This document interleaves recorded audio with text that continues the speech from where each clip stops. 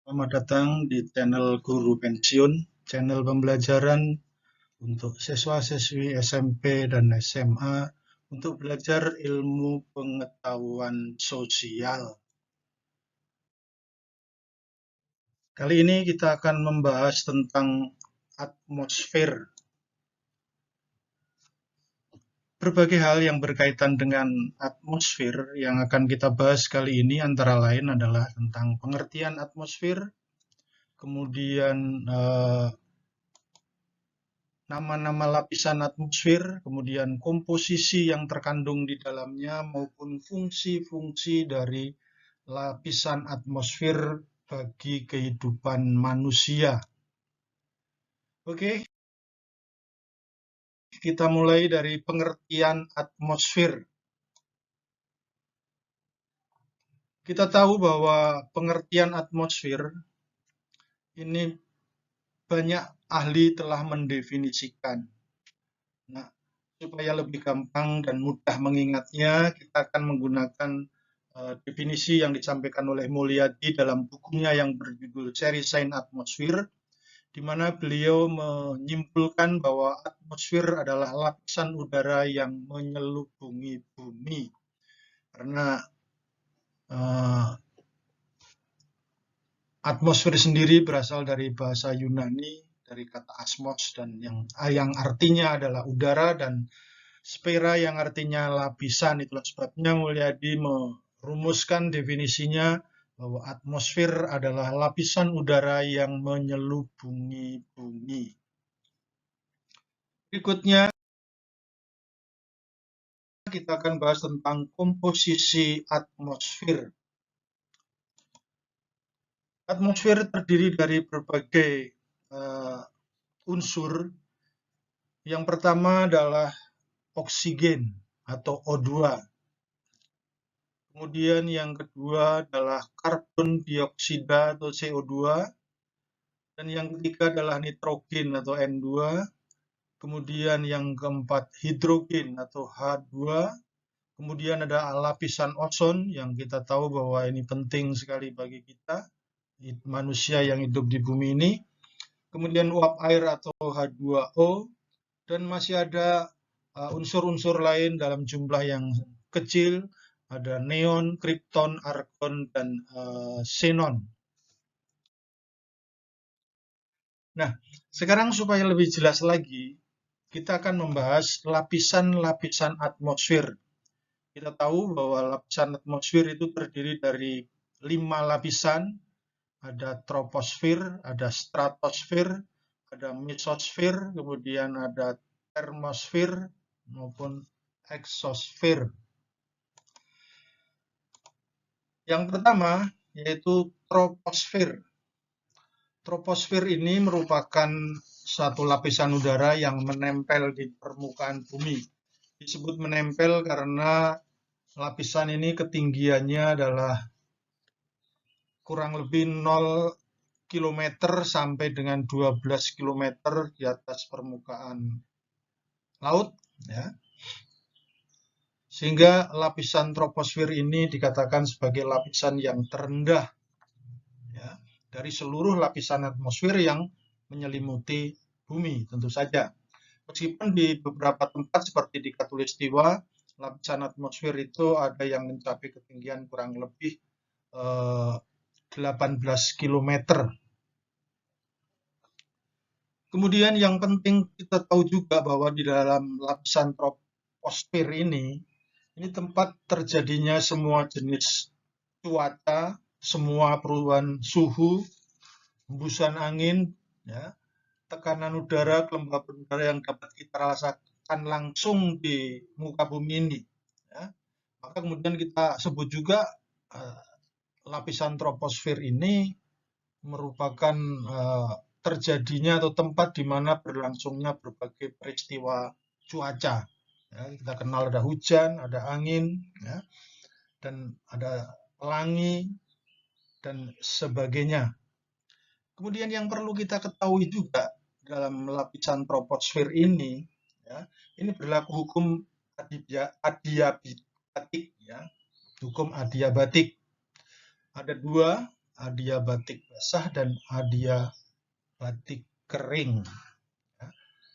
Nah, dalam hukum adiabatik basah itu, ketika ketinggian kita naik 100 meter, maka suhunya akan turun 0,5 atau 0,6 derajat Celcius. Dan kebalikannya, ketika ketinggian kita turun 100 meter, maka kemudian suhunya akan naik 6 derajat Celcius. Ya. Ini peristiwa di lapisan troposfer ini atau hukum alam lapisan troposfer ini. Kemudian batas antara troposfer dan lapisan di atasnya, yaitu lapisan stratosfer, ya, itu disebut dengan tropopause. Ya. Nama lapisannya tropopause. Berikutnya yaitu lapisan stratosfer. Lapisan ini ketinggiannya kurang lebih antara 12 km sampai dengan 50 km ya, ketinggiannya. Nah, pada lapisan ini biasanya dijadikan sebagai zona tempat terbangnya pesawat.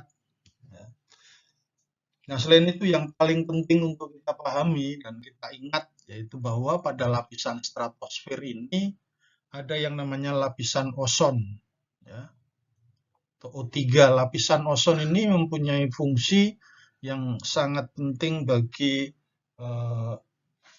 manusia, ya, atau kehidupan di bumi ini, karena lapisan inilah yang mampu menyerap sinar ultraviolet yang berbahaya bagi kehidupan di muka bumi ini. Kemudian lapisan antara stratosfer dan mesosfer atau lapisan di atasnya ini sering juga dikenal namanya lapisan stratopause.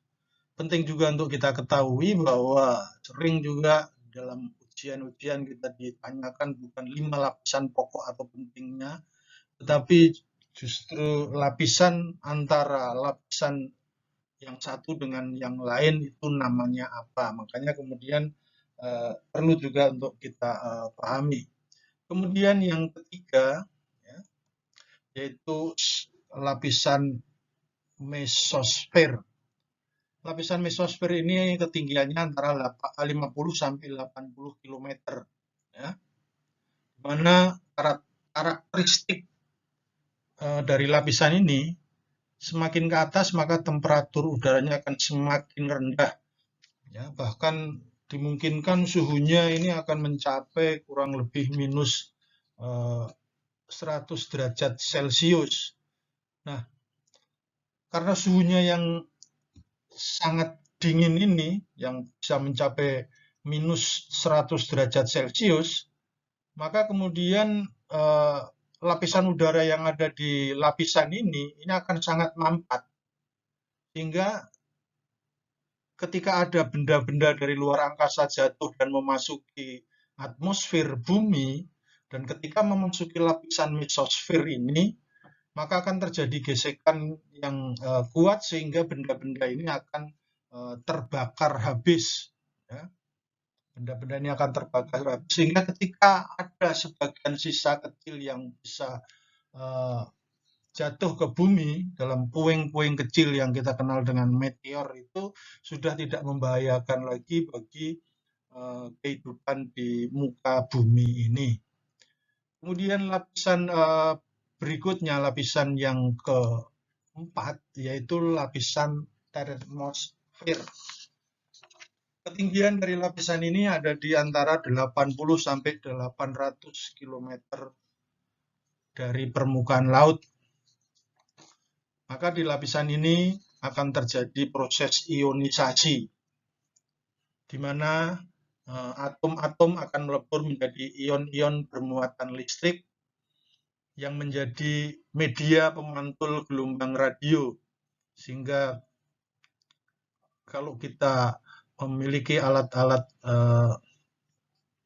komunikasi yang memanfaatkan gelombang radio sebagai perantaranya, maka akan bekerja pada lapisan ini. Ya. Lapisan ini kemudian juga sering dikenal sebagai lapisan ionosfer, ya, karena terjadi proses ionisasi di lapisan ini. Tapi yang paling kita tahu dan kita rasakan manfaatnya dari lapisan ini bahwa kita bisa merasakan manfaat penyebaran gelombang radio untuk keperluan berbagai alat komunikasi. Nah, kemudian berikutnya lapisan yang kelima itu adalah lapisan exosfer. Lapisan yang berada di paling luar dari lapisan atmosfer ini karena ketinggiannya yang berada di 800 km ke atas. Nah, karena sudah sangat jauh dari bumi, maka pada lapisan ini gaya gravitasi sudah sangat jauh berkurang. Sehingga pada lapisan ini dijadikan oleh manusia sebagai tempat satelit mengorbit mengelilingi bumi juga untuk keperluan-keperluan komunikasi. Sehingga pada lapisan ini berbagai macam satelit yang ada di dunia ini akan berada dan mengorbit di lapisan ini, lapisan exosfer ini. Nah, ini adalah lapisan-lapisan atmosfer, ya, yang menyelimuti bumi. Kemudian kita juga perlu mengetahui dan memahami fungsi-fungsi daripada atmosfer. Ada berbagai fungsi, ya, antara lain yang pertama adalah berfungsi sebagai pelindung bumi dari berbagai benda asing luar angkasa yang dapat jatuh ke bumi dikarenakan gaya gravitasi bumi seperti yang tadi sudah kita bahas, ya.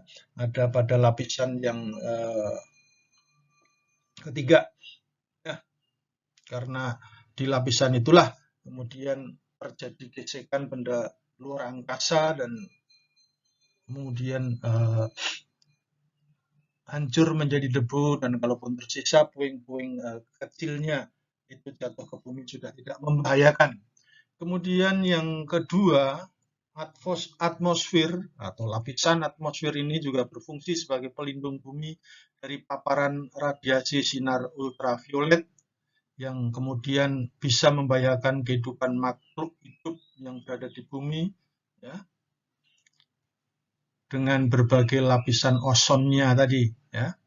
Jadi maka bisa berfungsi sebagai pelindung bumi. Kemudian fungsi berikutnya sebagai pengatur cuaca, ya. Tadi sudah disebutkan bahwa pada lapisan troposfer, ya, ini terjadi proses cuaca.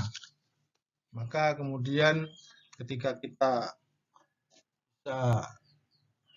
merasakan ada badai, ada topan, ada hujan, ada angin, itu karena fungsi dari lapisan troposfer. Kemudian yang berikutnya, tadi juga di depan sudah kita bahas bahwa unsur-unsur yang ada di atmosfer ini mengandung berbagai unsur, ya, berbagai macam gas yang diperlukan oleh makhluk hidup di muka bumi, manusia, hewan, tumbuhan, ya. Kita perlu oksigen untuk bisa bernapas, ya, dan sebagainya dan sebagainya. Nah, itu adalah fungsi daripada atmosfer. Anak-anak sekalian, terima kasih telah mengikuti channel Guru Pensiun untuk belajar bersama-sama. Ya. Semoga bermanfaat. Ya. Dan jika kalian merasa manfaat dari pertemuan di dunia maya ini, maka jangan lupa untuk subscribe, ya, channel ini supaya channel ini bisa berkembang dengan cara menekan tombol subscribe-nya. Kemudian juga perlu juga kita tekan tombol loncengnya atau notifikasinya sehingga kalau nanti channel Guru Pensiun itu mengupload video baru maka kalian tidak ketinggalan. Dan sekian, terima kasih.